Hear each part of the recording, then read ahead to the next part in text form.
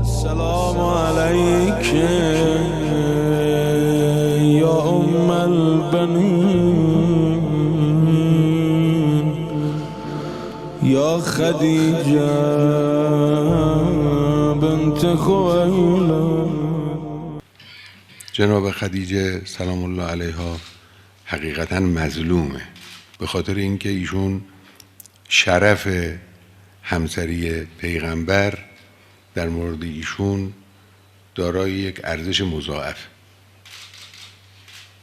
دیگران مشرف به شرف همسری پیغمبر شدند، لکن رنجهایی را که پیغمبر در عمده دوران رسالت به اونها مبتلا بودن، این رنجها رو ندیدن.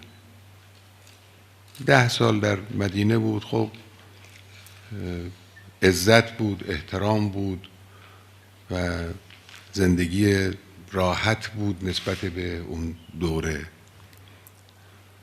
جناب خدیجه سلام الله علیها دوران رنج پیغمبر را، دوران سختی های پیغمبر را تحمل کردن و دیدن. اولا نفس ایمان آوردن به پیغمبر که اولین کسی که ایمان آورد امیرالمومنین و حضرت خدیجه بود. این خود این یک امتیاز بزرگه، این یک ارزش بسیار بالایی است. آسان نیست عبور کردن و صرف نظر کردن از عقایدی که انسان سالهای متمادی با اونها زندگی کرده، آسان نیست. برای ما پیش نیامده یه چنین چیزی تا بفهمیم چقدر مشکل و مهمه.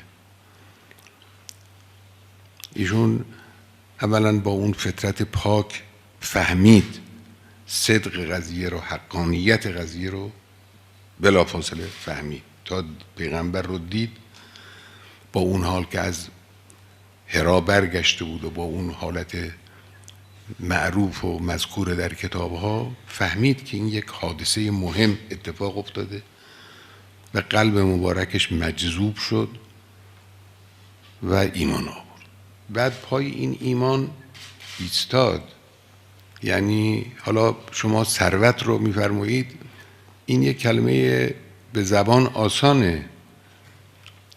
دادن پول کاریست که خب کسانی که پول دارن میتونن بالاخره پولی هم مصرف کنن، خرج کنن. اما این که انسان از همه زندگی راحت خارج بشه، یعنی همه پولشو مصرف کنه، همه ثروتشو صرف کنه، این یه چیزی نیستش که کاری 1 ذره 2 ذره نیست. این جزء درباره امام حسن مجتبی سلام الله علیه مثلا میگن که ایشون چند بار از مال خودشون خارج شدن یا چند بار از نصف مالشون خارج شدن. این جزء بزرگترین امتیازات این بزرگوار، این امتیاز رو داره، از همه اموال خودش خارج شد و همه رو صرف کرد در راه ترویج اسلام و تقویت پیغمبر. بعد هم دچار اون سختی ها و اون مشکلات طاقت فرسا که یکیش همین مسئله شیب ابی طالب بود و اون 3 سالی که اونجا بودند و اون سختی هایی که این بزرگوار متحمل شد و این ایمان رو محکم نگه داشت و اینا. و خب قرآن درباره کسانی که قبل از فتح و بعد از فتح انفاق میکنن، لا یستوی منکم من انفق من قبل الفتح و قاتل. این قبل الفتح یعنی فتح مکه، این قبل از فتح مدینه است، یعنی قبل از اونی که مدینه‌ای در اختیار